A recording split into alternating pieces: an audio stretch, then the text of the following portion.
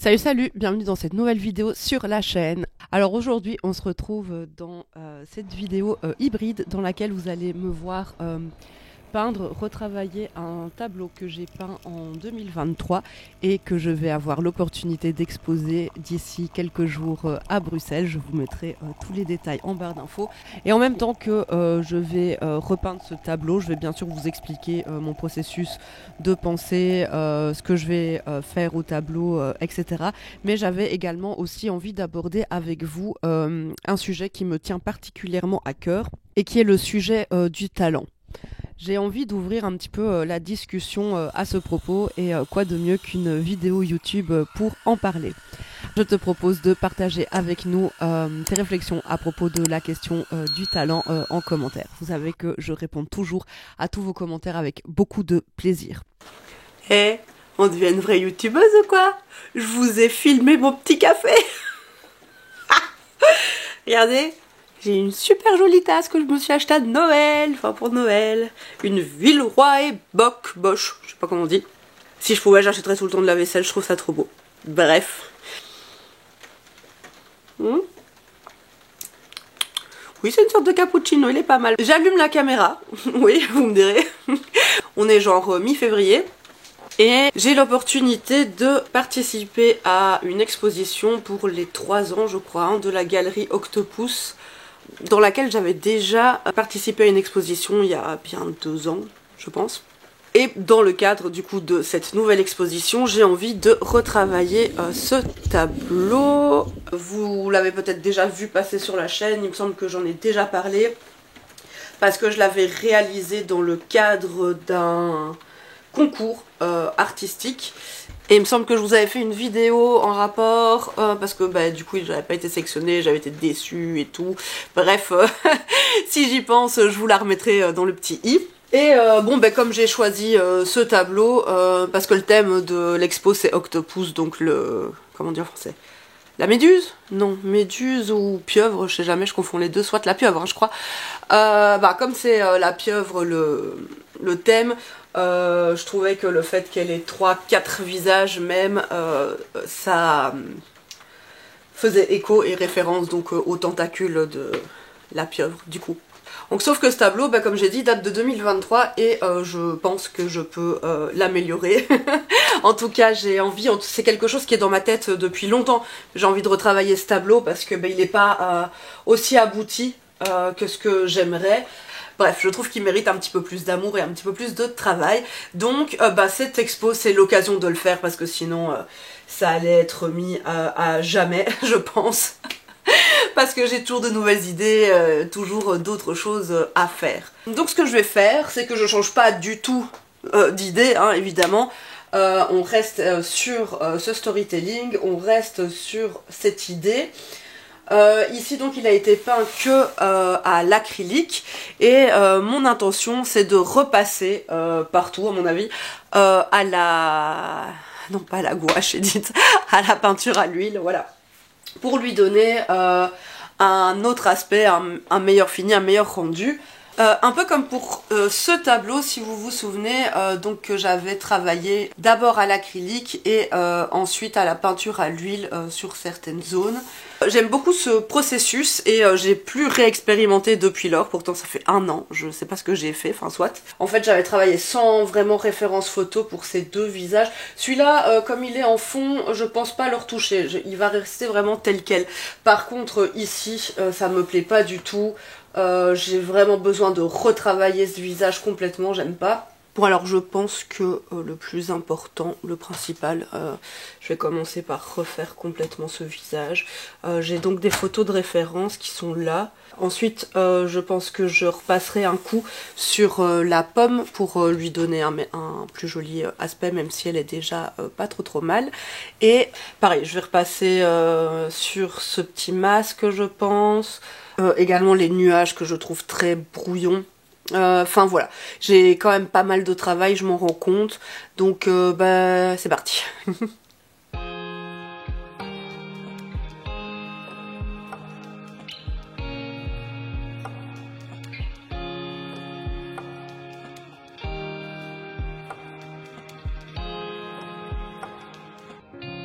Alors la question du talent, c'est quelque chose que j'ai envie d'aborder depuis longtemps parce que c'est une question qui revient régulièrement et en fait qui est présente dès le début, j'allais dire dès le début de la vie, mais oui, presque en fait. Dès que les enfants commencent à créer, dès qu'on commence à montrer une appétence pour une discipline, quelle qu'elle soit, mais particulièrement évidemment dans les disciplines artistiques, les adultes vont vite avoir tendance à dire ah moi ma fille elle est douée en ceci, ah moi mon gamin il est pas du tout doué en cela. Est-ce que j'imite bien les parents? Je sais pas. En tout cas, personnellement, c'est quelque chose que j'ai beaucoup entendu quand j'étais petite.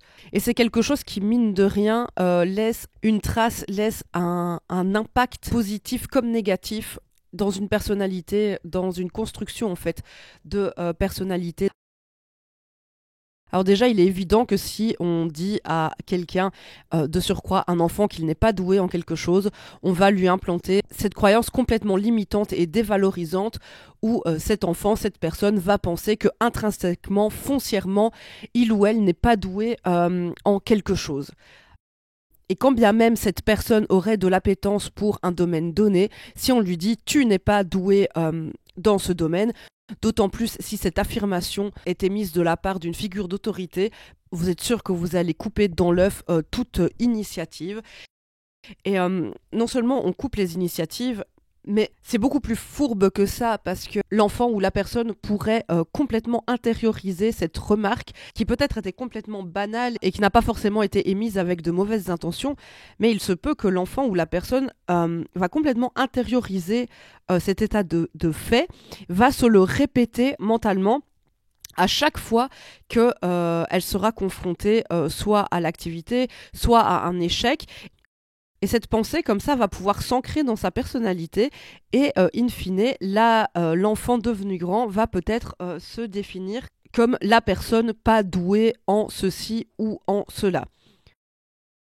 Pire, ça va peut-être même venir contaminer d'autres domaines de sa vie. Quand elle va avoir envie d'essayer une nouvelle discipline, peut-être elle va se rappeler que quand elle était petite, quelqu'un lui avait dit ah toi t'es pas douée en dessin, et maintenant quelques années plus tard à l'adolescence, à l'âge adulte, la personne a envie je sais pas moi de se mettre à la musique ou de se mettre à chanter et elle va repenser en fait à ce qu'on lui a dit quand elle était petite par rapport au dessin par exemple, qui est un domaine artistique, et ça va potentiellement la bloquer également pour se lancer dans d'autres activités artistiques ou créatives. Moi, je parle évidemment de ce genre d'activité, mais on peut ouvrir cette discussion et cet état de fait à plein d'autres domaines. D'un autre côté, quand on est enfant et quand on nous dit qu'on est doué en quelque chose, ce n'est pas non plus forcément toujours positif, parce qu'à un moment donné ou à un autre de la vie, on va être confronté aux autres et on va se rendre compte qu'il y a plein d'autres personnes dans ce monde qui sont également entre guillemets douées, qui font la même chose que nous, qui ont la même passion que nous et qui surtout le font beaucoup mieux que nous. Et alors là, on va peut-être également avoir tendance à se dévaloriser en pensant que finalement, on n'avait pas tant de talent que ça et finalement, on n'était pas si doué que ça. Voilà, j'avais besoin d'introduire ce sujet sous cet angle parce que, comme je le disais au début, c'est quelque chose qui personnellement m'a beaucoup suivi et je me suis beaucoup accrochée à ces fausses pensées de je suis doué en quelque chose ou à contrario je ne suis pas doué, je n'ai pas de talent pour autre chose. Et pourquoi j'avais envie de vous parler de ce sujet, c'est parce que maintenant, arrivé à l'âge adulte, arrivé ici et maintenant dans mon existence, je suis foncièrement convaincue en fait que la question du talent est une fausse question et que le talent, j'ai envie de dire vraiment que le talent n'existe pas.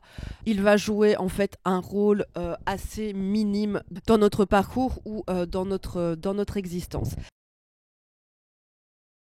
Alors comme j'avais envie quand même de traiter la question sous différents angles, j'ai quand même fait quelques recherches pour voir un petit peu quels sont les arguments en faveur de l'existence du talent et inversement des arguments qui tendraient à dire que le talent n'existe pas. Avant d'aller plus loin, je l'ai dit, moi je pense que le talent n'existe pas, mais que ce qui existe, ça va être une appétence pour quelque chose, une appétence pour une activité, une appétence pour un sujet. Et c'est cette appétence qui va être le moteur en fait de notre curiosité, de notre envie.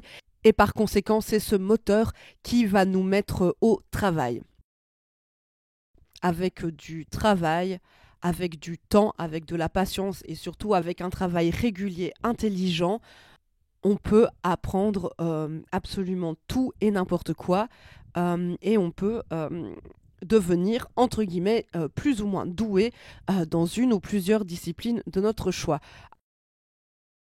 Alors si on regarde un petit peu ce que c'est le talent, on nous le décrit comme une capacité innée, quelque chose avec lequel on est et qui nous permet de nous distinguer dans certains domaines. Et c'est exactement ça qui me dérange dans cette définition, c'est que effectivement, selon cette perspective, il y aurait certaines personnes qui sont naturellement douées pour certaines choses et d'autres pas. Et ça, je pense que vous l'aurez compris, mais je n'y crois absolument pas.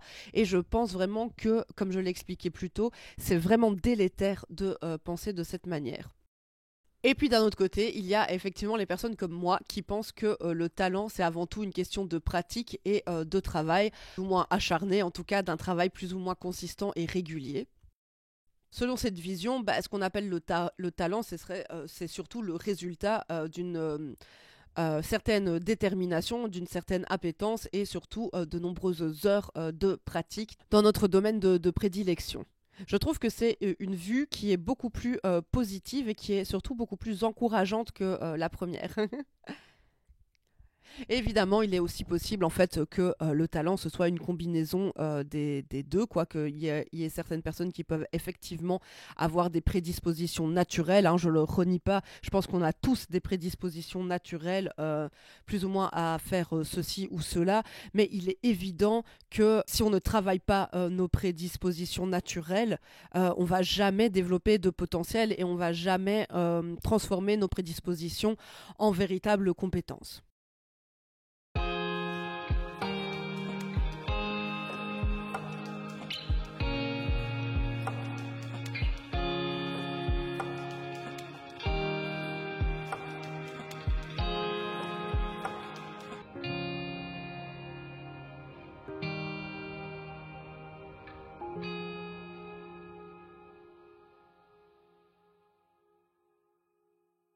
Alors voilà, je voulais vous montrer un peu où on en est après plusieurs heures de travail réparties sur plusieurs jours, hein, parce que là en fait on est dimanche et quand j'ai ouvert ce vlog je pense qu'on était lundi. J'aimerais terminer le tableau aujourd'hui. Donc j'ai complètement refait ce visage à la peinture à l'huile. J'ai décidé d'y aller avec des couleurs plus naturelles plutôt que les bleus qu'il y avait avant. Ensuite j'ai également complètement repeint la pomme, enfin globalement toute cette partie. Je l'ai aussi repeinte à la peinture à l'huile parce que j'aime beaucoup le rendu de la peinture à l'huile en fait. Et j'aime bien ce contraste entre peinture à l'huile et acrylique. Je trouve que les endroits qui sont peints à l'huile vont plus attirer l'œil que les endroits qui sont peints à l'acrylique. Et je trouve que c'est un contraste qui est chouette à explorer et qui peut amener une dimension supplémentaire en fait dans un tableau. Donc je n'ai pas retouché à ce visage là, donc qui est toujours à l'acrylique parce que j'ai pas envie qu'il soit le focus. Par contre j'ai complètement repeint ce masque. J'ai retravaillé un tout petit peu ici le bras, mais rien de transcendant. J'ai pas retravaillé la main. Je l'aime bien parce que elle est très disproportionnée, les doigts sont vachement longs. J'aime bien les couleurs aussi que j'ai utilisées et j'ai pas forcément envie que l'œil s'attarde énormément sur la main, donc je vais la laisser à l'acrylique. En revanche, j'ai pas mal retravaillé ici le désert qu'il y avait, enfin le premier plan qui était très lisse, où il se passait pas grand chose et donc j'ai voulu lui donner un peu de vie, un peu de dimension.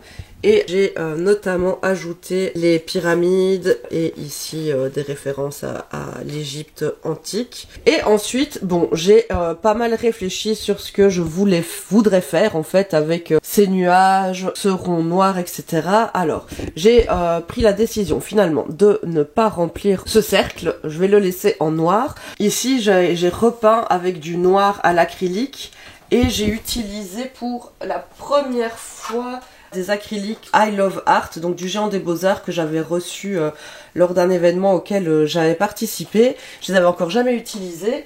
Je peux déjà vous dire qu'elles sont bien, enfin le noir est bien, et il s'applique bien et tout, sauf que je n'aime pas pour ce tableau parce que il est très brillant.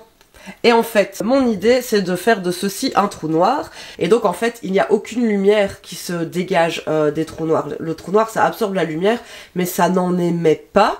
Et donc, j'ai eu cette idée incroyable de repeindre peut-être ce noir, du coup, avec mon acrylique gouache. Et alors, j'ai également peint ce cercle doré parce que j'aimerais faire un halo autour du trou noir. Ça va pas être aussi épais, en tout cas pas partout.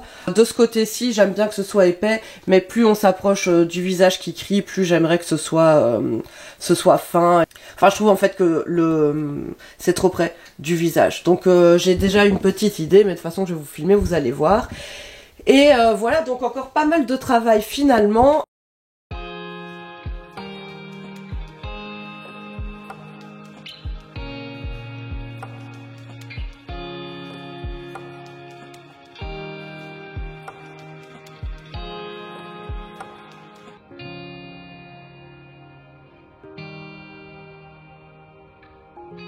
En fait, j'avais vraiment envie de parler de cette question aussi du talent parce que il m'arrive de temps en temps sous mes vidéos de personnes qui me disent que je suis douée ou que j'ai du talent.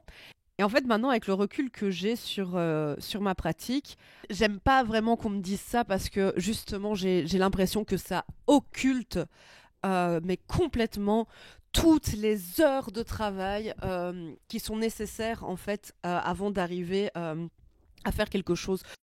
Toutes les années que j'ai passées à essayer d'apprendre. D'ailleurs, je pense, je vous remettrai à l'écran des dessins, surtout des digital paintings que j'ai fait vers, je pense que mes plus vieux doivent dater de 2016 ou 17 peut-être, quand j'ai recommencé à dessiner et que j'ai eu envie d'apprendre à dessiner. Vous allez voir que non, j'avais pas de talent et non, j'étais pas douée. Et ça a été très souffrant en fait pour moi à cette époque-là de me rendre compte qu'en fait je n'étais pas capable de dessiner alors que quand j'étais petite de nouveau on me disait que j'avais du talent et que j'étais douée en dessin.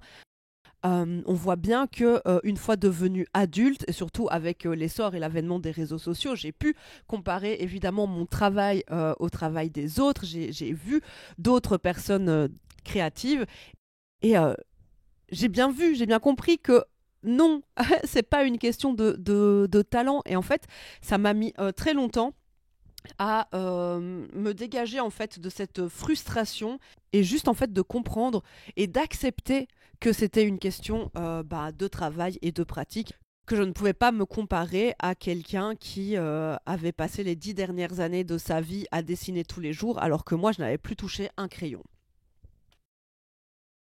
Alors, dans les arguments en faveur du talent, il y a effectivement également les différences biologiques. Hein. Là, on est bien d'accord. Que ce soit culturellement, socialement, biologiquement, c'est sûr que nous ne sommes pas tous logés à la même enseigne et on va être plus ou moins privilégiés. Et ça, évidemment, ça rentre en compte dans cette question en fait du talent et puis surtout cette question d'avoir l'opportunité ou pas en fait de cultiver nos appétences et de développer nos potentiels. Malheureusement, à ce niveau-là, on n'est pas tous égaux. Dans mes recherches, je suis également tombée sur un point qui me paraissait assez intéressant, qui est le point de l'intuition et de la créativité et comment certaines personnes semblent avoir une capacité à penser différemment, à trouver des solutions originales ou créatives et ce de manière plus rapide en fait que les autres.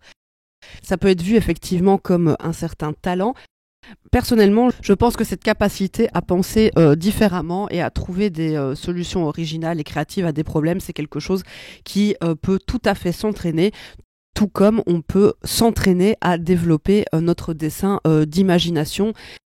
On n'est pas juste soit on a de l'imagination, soit on n'en a pas. C'est comme tout, c'est à nous de travailler et de développer notre monde imaginaire et notre capacité à retranscrire notre imaginaire intérieur.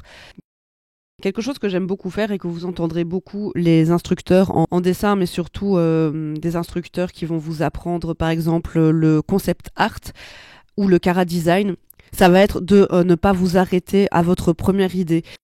Si vous avez envie de développer un sujet, de développer un univers, de développer un tableau, de développer un personnage, de développer une créature, peu importe, itérez sur votre idée. Commencez par écrire ou dessiner évidemment votre ou vos premières idées, mais ne vous arrêtez pas là. Itérez, continuez à chercher. Et vous allez comme ça petit à petit développer votre capacité à voir plus loin et à penser différemment.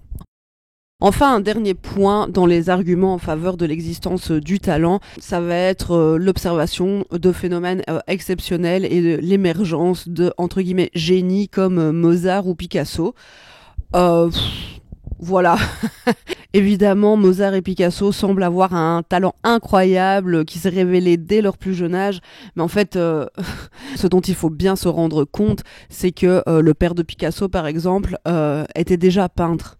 Et que donc Picasso, en fait, il a appris à dessiner et à peindre au moment où vous et moi, on était encore en train de manger le sable dans le bac à sable. Donc forcément, il a regardé son père faire, il a appris avec son père et à l'âge, je pense que c'est vers l'âge de 10 ans, vous pouvez retrouver d'ailleurs sur internet des tableaux ou des croquis, des dessins de Picasso enfant et vous voyez qu'il a déjà une maîtrise académique qui est assez exceptionnelle pour un enfant de son âge. Donc bon, il y a aussi là forcément le terreau familial qui joue beaucoup. Et d'ailleurs, il y a une célèbre citation de Picasso qui dit quelque chose comme il m'a fallu, je sais pas, X années pour apprendre à peindre comme Michel-Ange, mais il m'a fallu toute une vie pour apprendre à dessiner comme un enfant.